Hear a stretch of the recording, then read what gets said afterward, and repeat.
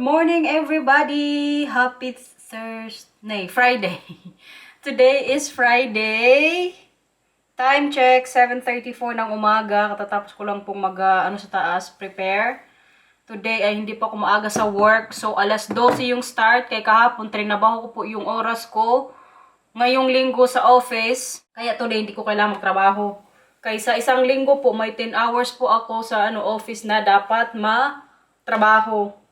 10 hours per week. So may lang ako, 40 hours lang sa isang buwan. Depende na lang kung ilang days din po yung araw sa isang buwan. Kaya buti na lang din hindi tayo maaga to di kay kalamig masyado sa labas, guys. Sinasabi ko sa inyo. Kung malamig kahapon, mas malamig po today. Parang nag-froze na naman yung ground, pero parang mas malala yung sa mga unang araw kaysa today. Kaya makapagbisikleta pa rin siguro ako mamaya, kay yung start man ng trabaho ko din is alas 12. Buti na lang din kay makapagpahinga tayo ngayong umaga. Inisip ko nga kung mag-walking ako eh. Wait lang, tutumba kayo. Ayan. Yung mga bata andun pa po sa taas. Eye bag check. Okay naman siya today. Medyo okay kagabi yung tulog ko. Alam niyo kasi ang nangyayari sa akin ngayon? Na pipick up ko po yung oras dyan sa Pilipinas. Halimbawa, mga na dito, alas 6 ng gabi. Ay, grabe na nag-antok ko niyan. Pero pinipigilan ko lang matulog. Kaya yun nga, masyadong maaga pa yan dito. Pero sa ngayon po, nitong mga nakarang araw, kaaga ko matulog, guys. Minsan alas 8, alas 9. Pero maaga din po ako magising. Kaya yung oras po dyan sa Pilipinas, ang ko, parang jet lag ba? Yun yung nagagamit ko sa sa diwa ko. So, halimbawa, mga na dito, mga alas 12 ng madaling araw. Ano yan dyan sa inyo? Alas 7 ng umaga. Gising din ako yan. Di ba? Buang lang. Pero kay kagabi, medyo okay man. Kaya ang ating eye bags, hindi mo masyadong worst ngayong araw, guys. Feeling ko nung Tuesday lang talaga yung worst. Kaya nagising ako alas 8 ng umaga hanggang, hanggang sa nag-alas 7, imbis na matulog ulit ako. Pero kaya wala. Inuna muna yung kamaritisan. Ano magagawin natin today? Wait lang. Gatas ng mga bata. Para natin makalimutan. May good news pala ako today, guys. Hindi ko napatagaling masyado. Kaya masyado pa akong excited. Ang good news ko today sa inyo. Di ba na-mention ko po sa inyo kahapon? Yung about sa pamasahe pa uwi ng province pag mag-aeroplano. Alam nyo, kagahapon din kaagad. Nung natapos akong mag-vlog, nag-check ulit ako ng ticket ba? Kaya plano sana namin ng kaibigan ko nung high school na makakasabay ko po pag-uwi. Mag-book na kami ng ticket papuntang Samar o pauwi ng Samar sa Sunday. Kaya sabi ko sa kanya, mas maganda mabook namin ng maaga kaya baka mamaya kumbaga maubusan kami ng ticket or upuan. Sabi ko sa kanya, sige Sunday, mag-book na tayo. Ang ibig ko pong sabihin, nakabook na po ako ng ticket pa uwi ng Samar. Buti na lang din kay iniisip ko good yun. Sabi ko kung magkalbayog kami, kahit 2 oras lang yung babiyahe pa papuntang Katarman. Hindi ba kami sa Katarman nakatira? So magbiyahe pa yung papunta kung saan talaga yung yung lugar. Sabihin natin mga 3 hours din yung kailangan kong ibiyahe. So iniisip ko din yung travel time kay mga 2 weeks nga lang po ako sa Samar. Tapos, alam nyo kung magkano yung nabayaran namin or nabayaran ko. Kaya diba, nung mga nakarang araw, sabi ko sa inyo, mga almost 13K, papunta pa lang doon. Pero yung travel time na yun, guys, mga 1 hour and 30 minutes lang. So, kahapon, nung nag-check ako, 3 hours yung yung travel time niya or duration. Ang babayaran na lang is 5,500 something. Pero in total po, ang nabayaran ko sa isang ticket, papunta pa lang is 5,992 ata. So, almost 6K din. Pero, okay na po sa akin kaya medyo less na siya. Yun nga lang, magdaan po siya sa Cebu.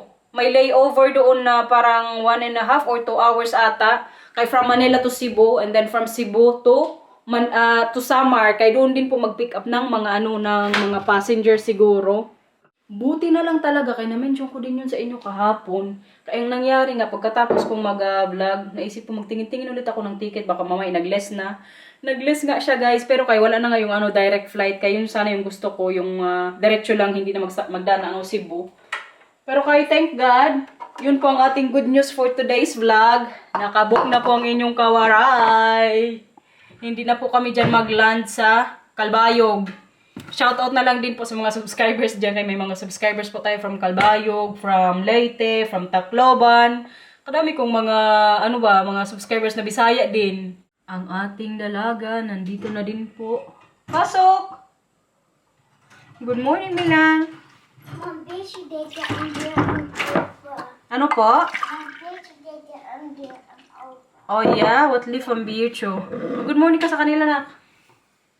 Ora. Good morning ka sa kanila. Pormahan mo na naman. Muntik na naman kayo mag-away. Alam niyo kung bakit? Opo, hindi na. Kasi nagalit na si mama. Gusto na naman niya kasing isuot yung mga 3 days na niyang sinusuot na pantalon.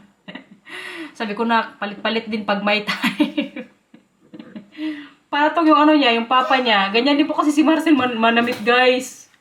Sa totoo lang, ilang araw niya yung suotin. Minsan nga, lingguhan. Pero kahit din kasi naman din masyadong madumi. Si Mila po, ganyan siya ngayon. Si Matthew, wala akong problema dyan sa mga damit-damit. Kaya kung ano lang ibigay ko, gora yan siya. Akin na mama, isot ko yan. Itong isa, kay pag may natipuhan, kahit siguro isang linggo, isang buwan mo pang pasuotin sa kanya. Gorang-gora to siya. Ano po? Okay. Mag-almo sa laro kayo, nandun na. Magawa si mama ng yung baon, okay? Hindi ko naugasan kahapon yung nila, baunan, pasawan. Magluto po ako ngayon ng mahiwagang itlog. Kaya nagluto na ako kanina. Kinain ng mga bata. 2 yung kay Matthew. Kay Mila naman po isa. 2 sana sa akin. Hindi ako nakakain. Kaya ngayon, kaya nasa school naman sila. Magawa na lang nila ako. Tawagan ko mamaya si nanay pala kay sabihin ko din yung good news na nakapag-book na ako ng ticket. Pero ang date na lang ng uwi ko sa Samar. Parang na-mention ko sa inyo. Pero okay na din. Para at least medyo magtagal-tagal din ako ng kunti sa Maynila. Kaya may mga kikitain din po akong kaibigan. Iniisip ko kasi parang maghahol ako eh. Pero kaya na yan ngayon. Kaya medyo extra day po tayo sa Maynila nga. Ito, katakuto ko pa pag magprito. Talbo. Ang nag-book pala ng ticket namin, guys, hindi po ako yung kaibigan ko po na makakasabay ko sa sa June. Kaya ilang years na rin daw siyang hindi nakakauwi sa Samar. Sakto nung contact ulit kami after ilang years, nag-contact ulit kaming dalawa sa Instagram. Nag-ask ako sa kanya, uwi ka ba sa fiesta? Kaya diba dahil po sa fiesta kaya ako talaga uuwi. Tsaka syempre para makita ko yung pamilya ko, mga kaibigan, yung mga bagong pamangkin, yung magiging anak ng kaibigan ko din. Tapos may kaibigan ako ng anak few years ago. So very excited po talaga ako na makauwi this year. Bali yun nga, ang nag-book po yung kaibigan ko. Baka mamaya kasi nanonood to ng vlog, baka sabihin, hindi naman ikaw nag-book niyan. Siya po yung pinabook ko, sabi ko, Day, ikaw nang mag-book, Day. Kaya baka mamaya, mataas yung tax na bayaran ko kapag dito mag-book. Hindi ko lang din yun sure, guys. Alam niyo kung bakit siya po din yung pinabook ko sa ticket namin, pauwi ng Samar, yung kaibigan ko po. Kaya sabi sa akin ni Marcel, parang mas mahal daw yung babayaran ko kapag ako yung mag-book dito. So siya po yung nag-book nung nagkausap ulit kami. Kaya sabi ko sa kanya, Day, kailangan nang mag-book to, Day. Kaya okay pa yung presyohan. Kalaki good nang lalo din namin, alis. Imagine nyo yung from 13,000, nabayaran ko almost 6K na lang. Pero one way lang yun, guys, ha. Hindi ko pa po binook yung pabalik, kaya pinag-iisipan ko kung anong date yung kukunin ko. Kaya wala pa po dyan yung pabalik sa 6,000 na yan. Pero happy na ako masyado na nabook na nga po yun. Kay isa yun po sa iniisip ko din na gusto ko nang mabook yun soon. Pero kay hindi ko mabook-book kay sobrang mahal nga. Kaya tawagan natin ang ating Modra Bells. Tingnan natin kung available si nanay. Para matuwa siya, guys. Luto na pala yung itlog. Where are you now? 'Cause I'm thinking of you. Tingnan natin. Kung magsagot siya, ha? Minsan kasi parang ganitong oras, nagdadasal yan si nanay, nagnonovena. Tsura natin. Feeling ko dito magsagot. Baka walang internet na naman sa bahay. Ito din po lagi minsan yung struggle ko. Halimbawa, mag-uwi ako sa Pilipinas. Yung internet minsan, pag mag-upload na ako ng video, minsan matagal. Kaya ang ginagawa ko po is, madaling araw ako upload. Ilang buwan na lang kung nasa Pilipinas na tayo. Ayaw sumagot ni nanay. Kay June, anong na ngayon? February, March, April, May, June. Mga 4, almost 5 months pa naman. Pero very excited na good guys. Nagsisi nga ako na na 3 weeks lang po yung hiningi ko. Na-realize ko, dapat pala, na lang ako 4 na linggo. Pero feeling ko hindi na sumasipapayag. Kapag 4 weeks, ay sasabihin niya sa akin, alam niyo kung ano sabihin niya. So hindi na tayo makagala dito. Kaya yung 2 weeks po talaga, yan na yung kumbaga, na din namin dito sa summer vacation. Pinaka-free ko para din sa pamilya ko dito. Kaya sa isang taon nga po, sa mga trabaho ko, sa 2 trabaho ko, may 5 weeks po akong, pwedeng i-leave. With pay po yun. Bayad din po yun sa, na yun, sa 5 linggo na yan na hindi ko kailangang magtrabaho. Bayad po yan dito. Pero pag nagamit na yung lahat, pwede pa naman ako hingi ulit ng 3 days or weeks habang bakasyon, pero hindi na yung babayaran. Kasi nagamit ko na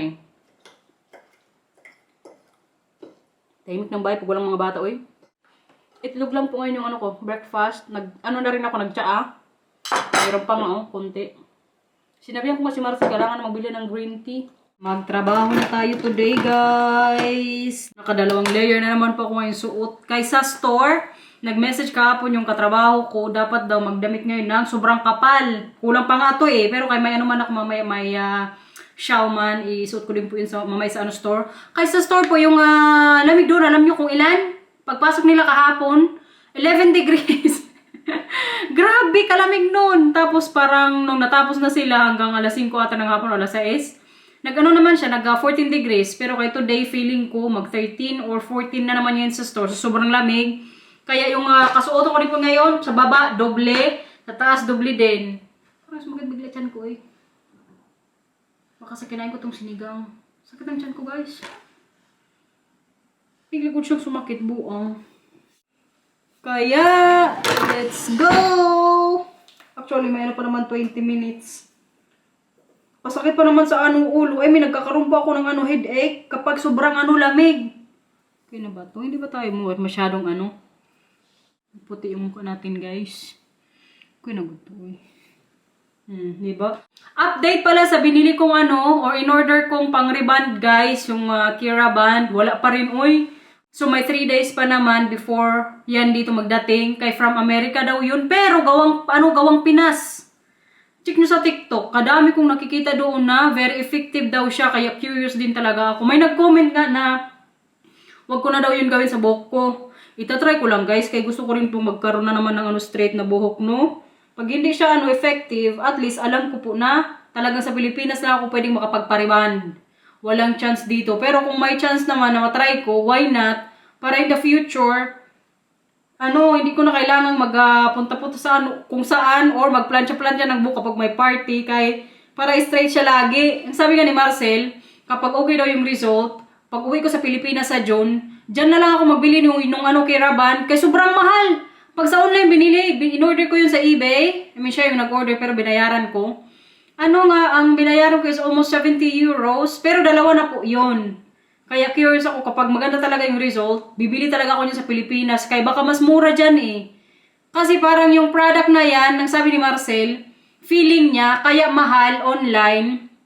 Kasi kung baga may tao din na kinukulik yun sa Pilipinas, tapos ginagawa niyang business. So, mag-order siya ng marami. Halimbawa, ang bili niya is 10 euros lang each. Tapos, ibenta niya online, 60 euros or 40 euros each. O, diba? Kalaki na ng kita. So, yan yung hinala ni Marcel na kaya mahal.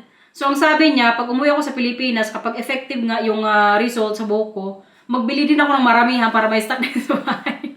Kaya kamahal, Pero kayon, at least matry po natin yan. Ako na mismo maglibat sa sarili ko, hindi ko nantayin si Inday kay matagal-tagal pa yung babaeng yan, magbalik dito. Balik na, day! Hindi na ako galit. Kaya tatry ko na lang po yung sa sarili ko. Sa ngayon, magtrabaho muna tayo. Kaya kailangan natin kumita.